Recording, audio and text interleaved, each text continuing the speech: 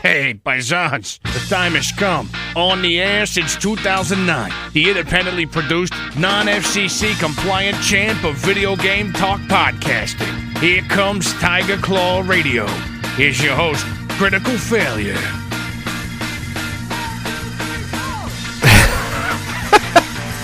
I was going to come in with some screaming nonsense, and I just couldn't do it. It's just too much. What's going on, everybody? You're listening to Tiger Claw Radio. Oops, are we peaking? Could we be peaking? Let's bring that down just a little bit. You are listening to Tiger Claw Radio. I'm your host, Critical Failure. It feels great to be back on the air after about a month break. Got some fun stuff that's happened in the last month since our last episode. Specifically, Battle of the Bits, which, they're a mixed bag in terms of chiptunes.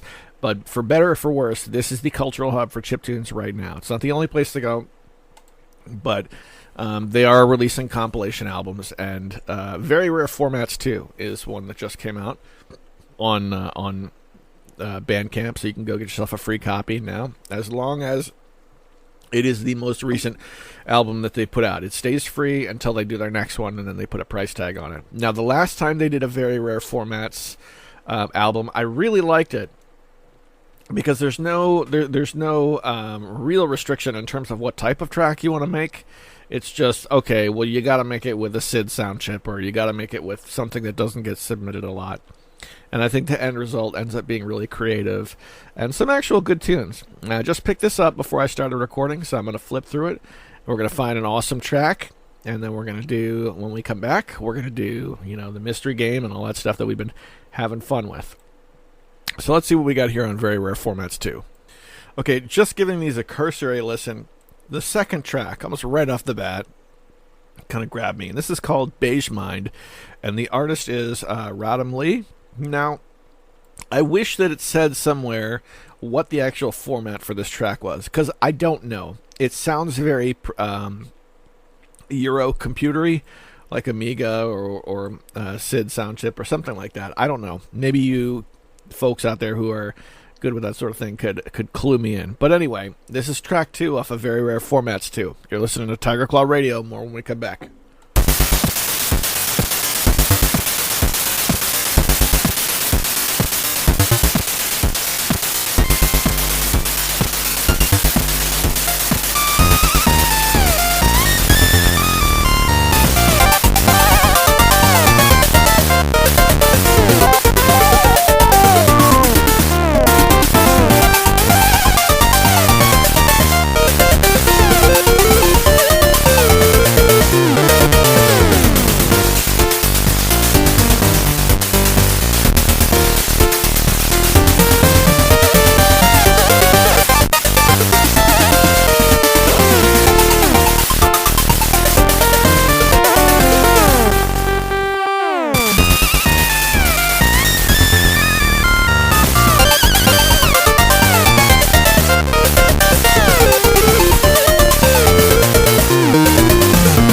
The drums in that track sound a lot harsher than you'd expect in most chiptunes, and I think that was a trademark of those old computer formats.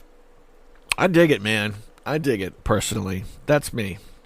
All right, let's check out a mystery game, okay? I honestly don't know if I've played this on the air before, but this should, this should be a relatively easy track. Let's roll it.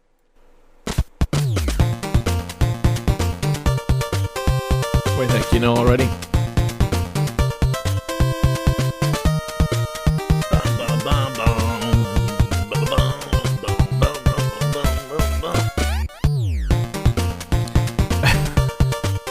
Well, I'll give you a couple hints right off the bat. It's Nintendo. It's NES for 1,000% sure.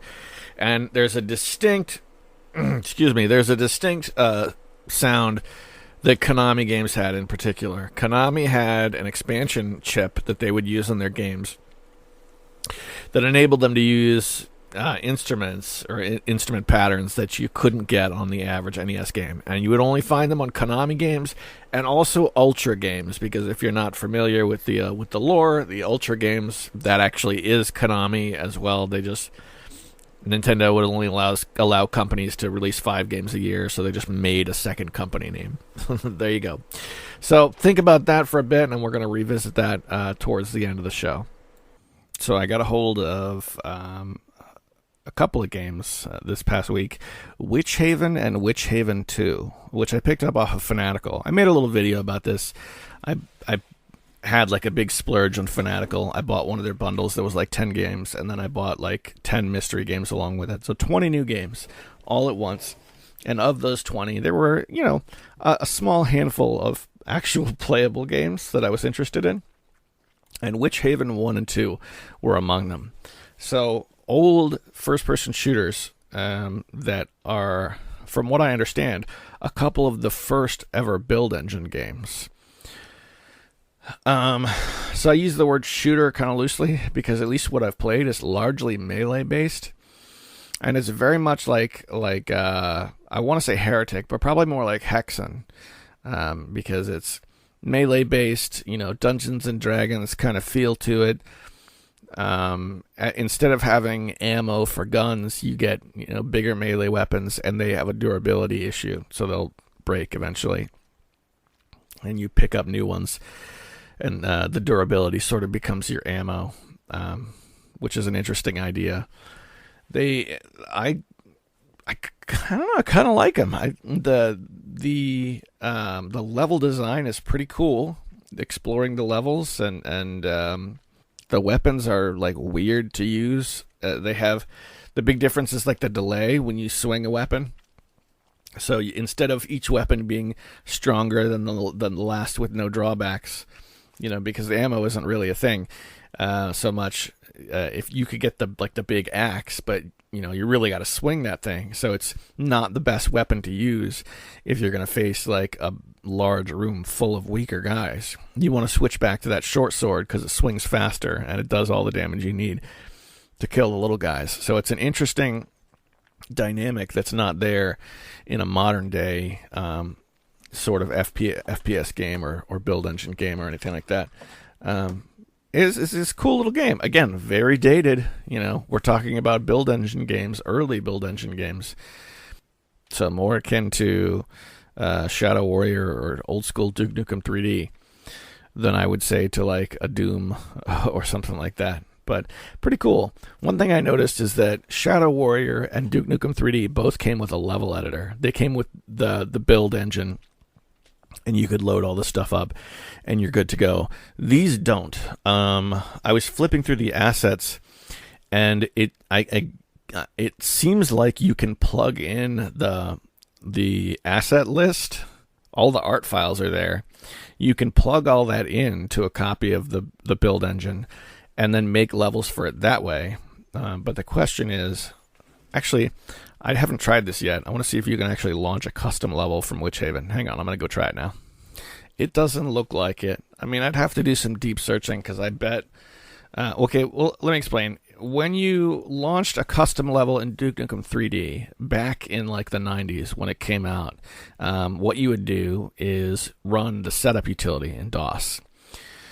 And the setup utility had like, okay, set your sound options, set your video options, set your control options, and then there was another option that said like launch custom level, launch user-made level. I'm looking at the Witch Haven setup utility, and that is conspicuously absent. However, that doesn't mean you couldn't do it. There may be a way, if you're launching Witch Haven via DOS, to do it with an argument, right? So in Doom, okay, you could do this. All right, I'm all over the place, but we'll say Quake. When Quake was a DOS game, way back in the day when I used to launch Quake from DOS, if you wanted to launch if you wanted to launch a custom level, instead of just typing Quake, to launch the exe file, you type quake.exe space, dash file, and then space, like whatever it was, or quake.exe space, and then the file name, something like that. That extra piece to your launch command, that was the argument that you would feed into it. Launch this file using this program. It worked with a lot of things. You used to be able to launch, if you were running a word processor program, you could use it to immediately open a text file in your word processor program.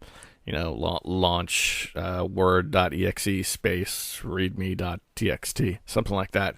Not something the average end user would have to do on a daily basis, but if you were programming a batch file to do a bunch of things really quickly and you wanted a batch file to open up something, automatically, that's how you would program it to work. So, in theory, if I were to get a custom Witch Haven level, it is probably possible to launch it in that way. But the more hoops you have to jump through to get something like that to work, the less probable it is for the rest of the game playing world to pick it up. So the final test is for me to jump over to Google and see if I can find a custom Witch Haven level, which I doubt. All right, I'm going to try that now. Hang on. Yeah, it looks like I was able to find a couple of places where there was some discussion about Witch Haven. This is from Ettengrinder's Fortress, which is a website. Thanks to former Capstone employee Les Bird, the source code to Witch Haven and Witch Haven 2 have been made available to fans, making it possible for new bug fixes and enhancements to be done. E.g., W Haven is my own attempt at doing so with the Witch Haven 2 source. Thanks to help from Adam Beiser, I've been able to begin work on patching up the source code for the original Witch Haven as well. At this point, EGW Haven should be fairly stable and by default mostly vanilla correct in places where it's feasible to do so. Bing bong. But be aware that there are a few hard-coded behavior changes, and it's always the possibility of lingering bugs or new ones that are inadvertently added. This looks like a source port for Witch Haven. That is rad. That is rad. I wonder if that's the enhanced version that Steam is running. I somehow doubt it. Oh well. So there you go. I've been playing Witch Haven. It's a build engine game. It's an old school FPS with a lot of melee action and some spell casting and some potions and some good old fashioned fun. Just tap it in. Just tap it in. Give it a little tappy. Tap, tap, tap-a-roo. So I wanted Sean to show me more about the Amiga, specifically. So why care about this old computer? This is something I've tried to do and failed a couple of times. And mainly the reason is because if you head over to, I think it's a Retro Indie blog, I can never remember the name of it, but it's the place that shows newly developed old games. It's the place I've been going for the longest time. Indie Retro News, that's what it's called. And they say, okay, so this is the brand new Commodore 64 game that just came out. And I check those out over itch.io, and they're usually like $3. And I'll buy one, and I'll play it, and it'll be great. And if I like it, I'll put it on like one of the emulation handhelds I have, the Powkitty, whatever. Whenever I go to that site, there's always games being developed for the Amiga, and they always look awesome. So I always wanted a piece of that pie. And so Sean and I, we sort of did a deep dive. He spent like an hour with me just sitting down, setting up FSUAE, which is like the prominent Amiga emulator. And we also discovered something called Amiga Live, which neither one of us had ever heard of before. And basically, it's a client that you can download that has more or less the entire official Amiga library pre-installed, and it's set up to do easy multiplayer. So that's been dope. So we got this thing hooked up yesterday, and we were playing some Amiga games over the Webernet, and I was able to record a couple of videos, which is pretty cool. My favorite of the bunch that we played was Body Blows, which is a one-button fighting game that I'm pretty sure you can get off of GOG. Actually, I'm positive you can. But we played Body Blows quite a bit. Yeah, I even have it. Ultimate Body Blows is $5.99 on GOG.com. It's developed by Team 17, who made Worms. And nice little fighting game. Has a really weird control scheme. You just press one button, and while you're holding the one button, you press an arrow key, and then it'll do the associated attack. Nice little game. Perfect addition to a little retro handheld. Amiga does those types of games very, very well. So that's been really, really cool. This morning I played a game called The Chaos Engine, which was pretty fun. Top-down shmup action. Not shmup, run and gun. I think it'd be a better way to describe it. It's a game that reminds me quite a lot of Shock Troopers, just a little bit older, Shock Troopers is a Neo Geo game, so you compare Neo Geo to Amiga, that's a pretty tough comparison. So this has been pretty cool. You talk about retro games, and whatever your chosen system is for retro gaming, NES, Genesis, whatever, if you stick with it long enough, before long you reach a point where you can't really find anything new, or rather, you have to look really hard to find something new. And I've been, into this hobby so long, that's kind of how it is for me. I'm not going to see a new, Super Nintendo game unless I'm looking at a weird import or if something gets newly developed. So crossing into a new system, there's a lot of discovery, which is a feeling that I missed. It's awesome. There's a lot of really cool stuff for Amiga that I'm liking.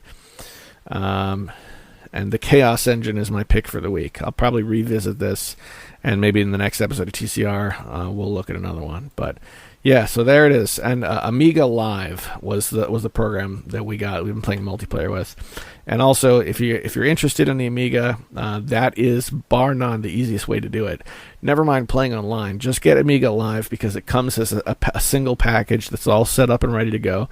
It has all the ROMs in it already, and is no configuration required. So that was very, very cool.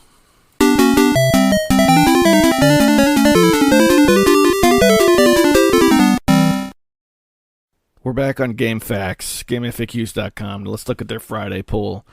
And their question is an interesting one. Do you ever return games that you've bought for a refund?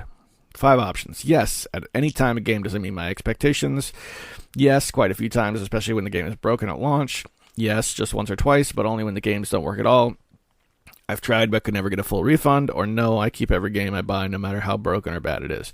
For me, yes, just once or twice, but only games that don't even work at all. I think the last time I remember getting a refund, I bought,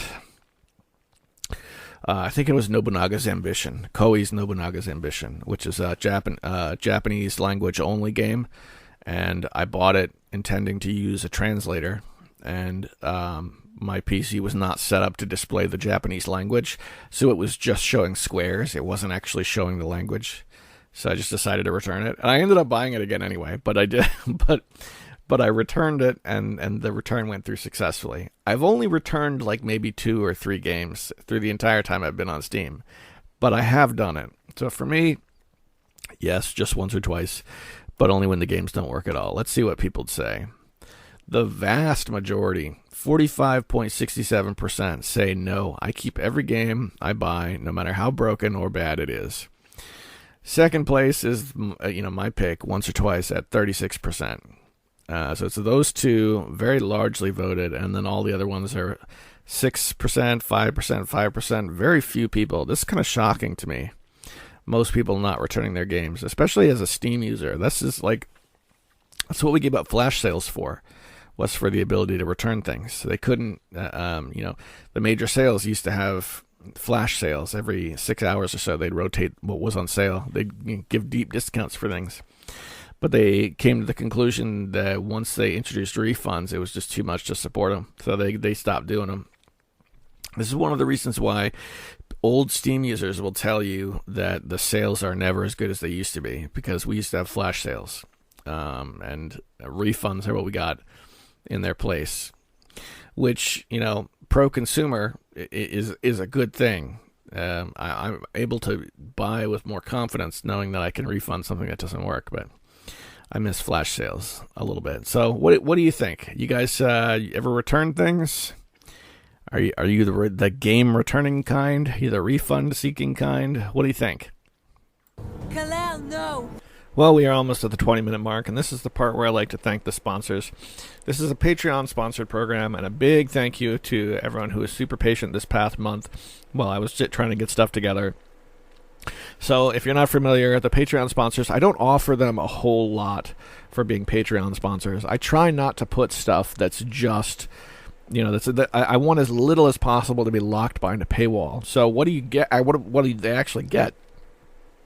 In compensation, I have an old tradition here on the air where we read their names off in sort of a hall of distinguished gentlemen. And they are Darabka, Tecmo Balls, and EmeraldRangers.com. Good old Sendu. Thank you guys so much, and I hope you're enjoying the party. We're going to return to Very Rare Formats 2, the free album over from battleofthebits.org. This is track number 8, and it's from Snuggly Bun, and the name of the track is This Program is Pain.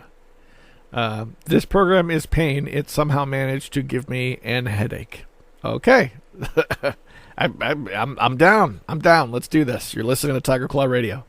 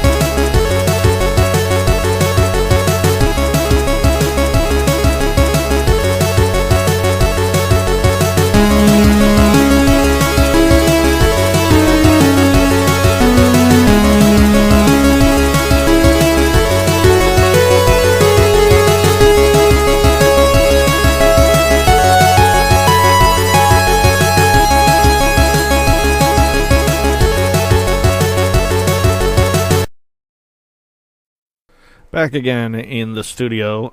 Not much in the fail bag this week.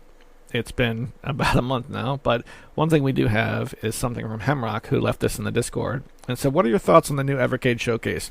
Mind you, he posted this on the 3rd of April, so it's been a month. And I broke from recording and I watched this video in its entirety, and I'd hate to say it, man, but I'm kind of done, I think. I think when it comes to Evercade, they're in a really bad way right now. They keep putting out these tiny little handhelds, the Hyper Megatech Super Pocket consoles, as they're called, and they're the $60 variant of the system, which that's what I bought into. That's how I got into the system. I bought the little tiny handheld, and at the time there were 2 different versions you could pick from. There was the Taito and the Capcom, and I picked the Taito, and it was a really great way to get into the console. Well, since then the price of cartridges has skyrocketed, and the quality of the cartridges has gone down. We have the Windjammers cartridge, Windjammers and More, which doesn't look great, and it's not compatible with the tiny consoles. I noticed that watching this showcase, is that of the 3 cartridges they showed off, only one of them was actually compatible with the little console that I bought. Windjammers was one. The next one was the Gremlin Collection. Gremlin Collection 2, which has, like 4 games on it, and that one looked really good, and it looked like something I would play, but not for $30. I would have played it a year ago when everything was $20, but no, that's I can't do it for $30. Finally, we have Neo Geo Volume 1, and I was ready to poo-poo all over this, but it occurs to me, when I was watching the trailer, one of the games on the Neo Geo Volume 1 collection is one of the King of Fighters games. And then it occurred to me, this is a really good way to run King of Fighters, early versions of King of Fighters, and be able to do multiplayer without any setup, and multiplayer that works really well, that doesn't lose any frames or have any additional latency, with solid controllers. And the Evercade, if you're not familiar, all the controllers hook up via USB interface, and I've had a lot of luck just plugging in random controllers and having them work. So King of Fighters on the Evercade, which means arcade sticks would work. If you're a fight stick guy, that would work. And so that is really cool. So I will give Neo Geo Volume 1 a pass just for that reason. But when it comes to Neo Geo games, man, look, Neo Geo games are really, really good. If you don't have any experience with the Neo Geo games, another really great game from Neo Geo is Shock Troopers, top-down shmup. It's really good stuff. That's going to be on this collection. The only problem is that there are a lot of ways to play Neo Geo, legally at this point, and they're showing me a Neo Geo cart, and I'm not really able to get myself excited for it because it's like, okay, I had the Neo Geo collection on the Wii. That was a lot of fun, 10 years ago. It was a good time. So I don't know. Maybe that's just me poo-pooing on it when I shouldn't. But if you have somebody who you can play fighting games with locally, Neo Geo 1 specifically for a King of Fighters game, not a bad way to go. But that gives us 3 carts: Neo Geo 1, which is compatible with the little handhelds; Gremlin 2, which is not; and Windjammers and More, which is not. Of those 3 games that I'm supposed to be excited about, 1 I'm kind of lukewarm about, and the other 2 are a big thumbs down from me. So, and that's where we're at. That's where Evercade is right now, and it's really, really sad. The price hike completely soured me, because up until the price hike, I was buying all the games that I was on the fence about. I bought prior to the price hike because it was $20. It was right on the threshold where I could burn up a little cash, and it was not a big deal. And it was a good time, man. It really was. So, I don't know. I'm not ready to... We'll see. Because I still feel like I haven't sold my Evercade stuff. I still feel like a really killer cart could bring them back. But seeing their Tomb Raider Volume 2, which has those 2 games in it, go for nearly $40 when I get those games for $1 a piece over on Steam and GOG, it's a little heartbreaking. But is what it is. That's kind of nothing new. That's what's been going on for a good bit over at the Evercade. So big thanks to Hemrock for posting that trailer on the Discord. Appreciate that, brother. Hope life's good. Over on EmeraldRangers.com, we've got a couple of comments. One from Sendu himself, which is awesome to hear him checking in. And he's commenting, before I read this, he's specifically commenting about a question we asked last episode. What is a game that made you laugh out loud? And I was talking about a trivia game that we played when we were at Tiger Fest a few years back. And he writes, South Park trivia game was called Chef's Love Shack. Also, Sam and Max made me laugh out loud several times. Yeah, Sam and Max are pretty funny. Pretty funny indeed. I really enjoyed their appearances in the poker night at the Inventory Games.